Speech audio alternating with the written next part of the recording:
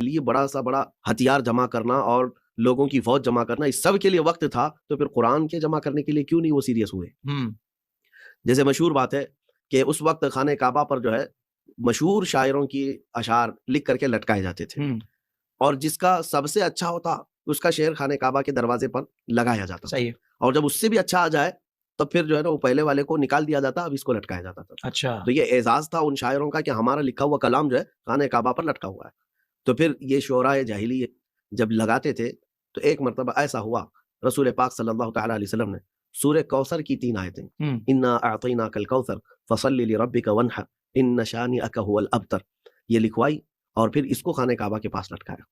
اب ظاہر سی بات ہے اس سے بہتر کلام ہوگا تو اس کو ہٹایا جائے گا اور دوسرا شعر لایا جائے گا۔ اب جب خانہ کعبہ پر یہ کلام لگایا گیا تو سب ارد گرد جمع ہوئے، اور کلام کی معنویت وہ عرب سمجھ سکتے ہیں۔ کیا بات ہے، واہ واہ! آج کے زمانے میں اس کو ایکسپلین کرنا بھی ہمارے لیے مشکل ہے، کیونکہ عربی زبان کی وسعت وہ عرب کا فصیح آدمی سمجھ سکتا ہے، کتنی گہرائی ہے، کتنی گہرائی ہے اس کے اندر۔ واہ واہ واہ!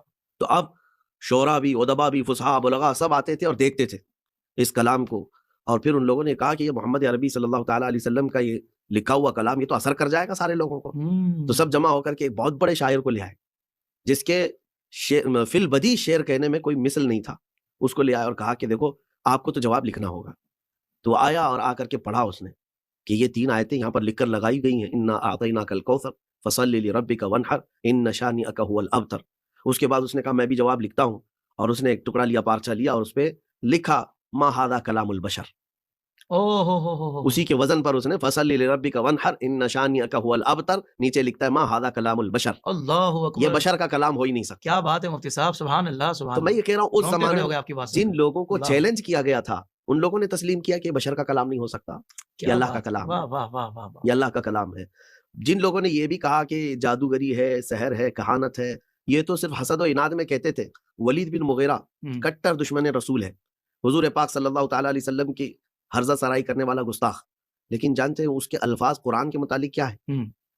اس کو تنہائی میں جب پوچھا گیا تو کہتا ہے کہ ایسی شیرینی میں نے آج تک کسی کے کلام میں دیکھی نہیں، ایسی مٹھاس کسی کلام میں نے دیکھی ہی نہیں۔ وہ دلوں کو کھینچ لیتا ہے کلام جب محمد صلی اللہ علیہ وسلم تلاوت کرتے ہیں۔ سبحان اللہ، یعنی تنہائی میں ان کفار کا یہ بھی ماننا تھا کہ اس کلام کے اندر کوئی تو ایسی خاصیت ہے تو جو ان کے دلوں کو کھینچ لیتی ہے۔ ایک مرتبہ ابو جہل جو ہے وہ چھپ کر کے حضور پاک صلی اللہ تعالیٰ علیہ وسلم کے قرآن کی تلاوت سن رہا تھا، تو حضرت عمر رضی اللہ تعالیٰ عنہ چونکہ وہ بھانجے لگتے ہیں ابو جہل کے رشتے میں، تو انہوں نے دیکھ لیا، کہا کہ یہ کیا کر رہے ہیں، پیچھے سے جا کر کے پکڑ لیا اور کہا کہ کیا سن رہے ہو؟ قرآن پاک، باہر اتنی بڑی دشمنی ہے۔